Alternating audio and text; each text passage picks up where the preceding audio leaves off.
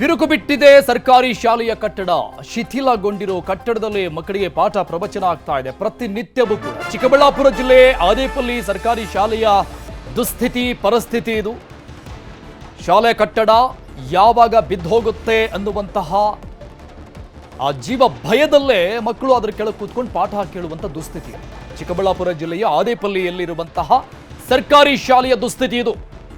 ಅಧಿಕಾರಿಗಳ ಕಿವಿಗೆ ಬಿದ್ದರೂ ಕೂಡ ನಮಗೇನು ಕೇಳಿಸೇ ಇಲ್ಲ ಅನ್ನುವಂಥ ರೀತಿಯಲ್ಲಿದ್ದಾರೆ. 1ರಿಂದ 5ನೇ ತರಗತಿಗೆ ಒಂದೇ ಕೊಠಡಿ ಇದೆ.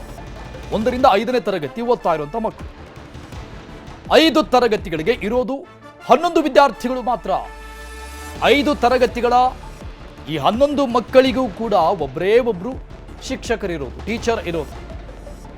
1ರಿಂದ 5ನೇ ಕ್ಲಾಸ್ ಟೋಟಲ್ ಇರುವಂತಹ ಮಕ್ಕಳ ಸಂಖ್ಯೆ 11 ಜನ ಮಕ್ಕಳಿಗೆ ಒಬ್ಬರು ಶಿಕ್ಷಕರಿದ್ದಾರೆ. ಈ ಒಂದು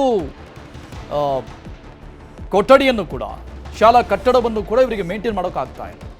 ಒಂದು ಕೊಠಡಿಯು ಇದ್ರೂ ಕೂಡ ಅದು ಸುಸಜ್ಜಿತವಾಗಿಲ್ಲ. ಮಳೆ ಬಂದರೆ ಇಡೀ ಕಟ್ಟಡ ಸೋರುತ್ತೆ. ಪಾಪ ಅವರಿಗೆ ಪರ್ಯಾಯ ವ್ಯವಸ್ಥೆ ಕೂಡ ಇಲ್ಲ. ಎಲ್ಲ ಹೋಗಿ ಅಟ್ಲೀಸ್ಟ್ ಮಳೆ ಬಂದಾಗಾದ್ರೂ ನಾವು ನಿಂತ್ಕೊಳ್ತೀವಿ ಅನ್ನೋದಕ್ಕೆ ಬೇರೆ ಆಪ್ಷನ್ ಇಲ್ಲ. ಅಂಥ ಪರಿಸ್ಥಿತಿಯಲ್ಲಿದೆ. ಸಂಬಂಧಪಟ್ಟಂಥ ಅಧಿಕಾರಿಗಳು ಇದೆಲ್ಲ ವಿಚಾರ ಗೊತ್ತಿದ್ರೂ ಕೂಡ ಕಿವುಡರಾಗ್ಬಿಟ್ಟಿದ್ದಾರೆ, ಕಂಡಿದ್ರು ಕೂಡ ಕುರುಡರಾಗ್ಬಿಟ್ಟಿದ್ದಾರೆ. ಇರೋದೊಂದು ಕಟ್ಟಡ, ಅದನ್ನು ಕೂಡ ಸರಿಯಾಗಿ ನಿಭಾಯಿಸೋದಕ್ಕಾಗ್ತಾ ಇಲ್ಲ. ಈ ಬಗ್ಗೆ ಪೇರೆಂಟ್ಸ್, ಪೋಷಕರು ಮತ್ತು ವಿದ್ಯಾರ್ಥಿಗಳು ಕೂಡ ಮಾತನಾಡಿದ್ದಾರೆ. ಏನು ಹೇಳಿದ್ರು ನೋಡೋಣ. ನಮ್ಮ ಶಾಲೆ ಮಳೆ ಬಂದರೆ ನಂದು ಆಗುತ್ತದೆ. ಚಳಿ ಜಾಸ್ತಿ, ಪಾಠ ಕೇಳಿಸ್ಕೊಳ್ಳುವುದಕ್ಕೆ ಆಗೋದಿಲ್ಲ. ಚಳಿ ಜಾಸ್ತಿ ಸೋರ್ತಾ ಇರುತ್ತೆಲ್ಲ. Sir, ಗುಡಿಸ್ಬಿಡ್ತೀವಿ sir. ನೀರನ್ನು ಗುಡಿಸ್ಬಿಡ್ತೀರಾ? ಸರ್. ಬಕೆಟ್ಸ್ ಎಲ್ಲ ಇಡ್ತಾ ಇರ್ತೀರಾ? ಇರ್ತೀವಿ ಸರ್. ಎಲ್ಲೆಲ್ಲಿ ಇಡ್ತಾ ಇರ್ತೀರಿ ನೀವು ಅದು ಬಕೆಟ್ಗಳೆಲ್ಲ?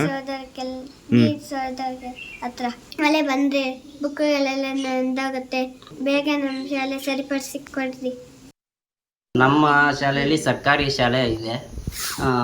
ಸರ್ಕಾರಿ ಶಾಲೆ ಇರೋದ್ರಿಂದ ಎಲ್ಲರೂ ಮಕ್ಕಳು ಬಂದು ವಿದ್ಯಾಭ್ಯಾಸ ಮಾಡೋಕ್ಕೆ, ಯಾಕಂದರೆ ಹಿಂಜರಿತಾ ಇದ್ದಾರೆ. ಈಗಿನ ಕಾಲದಲ್ಲಿ ಆಧುನಿಕ ವಿದ್ಯಾಭ್ಯಾಸ ಇರುವಾಗ ಮೂಲಭೂತ ಸೌಕರ್ಯ ಇಲ್ಲದೇ ಇದ್ದಾಗ ಯಾರೂ ಪೋಷಕರು ಸೇರಿಸೋದಕ್ಕೆ ಇಷ್ಟಪಡಲ್ಲ. ಯಾಕಂದರೆ ಮಕ್ಕಳ ಭವಿಷ್ಯನೇ ಮುಖ್ಯ ಆಗಿರುತ್ತೆ. ಆದ ಕಾರಣದಿಂದ ಶಾಲೆ ಎಲ್ಲ ಸೋರ್ತಾ ಇದೆ. ನೋಡಿ, ನೀವು ಬೇಕಾದರೆ ಅದ್ರಾಗ ನೋಡ್ಬೋದು. ಆದ ಕೂಡಲೇ ಅಧಿಕಾರಿಗಳು ಎಚ್ಚೆತ್ಕೊಂಡು ಎಲ್ಲ ಸರಿ ಮಾಡಿದ್ರೇ ಶಾಲೆಗಳು ಉಳಿಸೋದಕ್ಕೆ, ಬೆಳೆಸೋದಕ್ಕೆ, ಬಡವರು ಮಕ್ಕಳು ಎಸ್ಪೆಷಲಿ ಓದೋದಕ್ಕೆ ಅನುಕೂಲ ಆಗುತ್ತೆ. ಇಲ್ಲಾಂತಂದರೆ ಖಾಸಗಿ ಜಗತ್ತಿನಲ್ಲಿ ಏನಂದರೆ ಈಗ ಎಲ್ಲ ಖಾಸಗಿ ಕಾರ್ಪೊರೇಟ್ ಕಂಪ್ನಿಗಳಿಗೆ ಶಾಲೆಗಳೆಲ್ಲ ವಿಸ್ತರಣೆ ಆಗ್ತಿದ್ದಾವೆ. ಆದ್ದರಿಂದ ಇಲ್ಲ ಅಂತಂದರೆ ಸರ್ಕಾರಿ ಶಾಲೆಗಳೆಲ್ಲ ಮುಚ್ಚೋ ಹಂತದಲ್ಲಿದ್ದಾವೆ. ಬಡವರು ಓದೋಕ್ಕೆ ಬೇಕಾದರೆ ನೀವೇ ಪ್ರಾಚೀನ ನೋಡ್ಬೋದು. ಆದೇಪಲ್ಲಿ ಪರವಾಗಿ ನಾನು ಕೇಳ್ಕೊಳ್ಳೋದಿಷ್ಟೇ, ಮಕ್ಕಳ ವಿದ್ಯಾಭ್ಯಾಸನೇ ಉತ್ತಮ ಇರುತ್ತೆ ಎಲ್ಲ. ಯಾಕಂದರೆ ತೋರಿಸ್ಬೋದು ನೋಡಿ,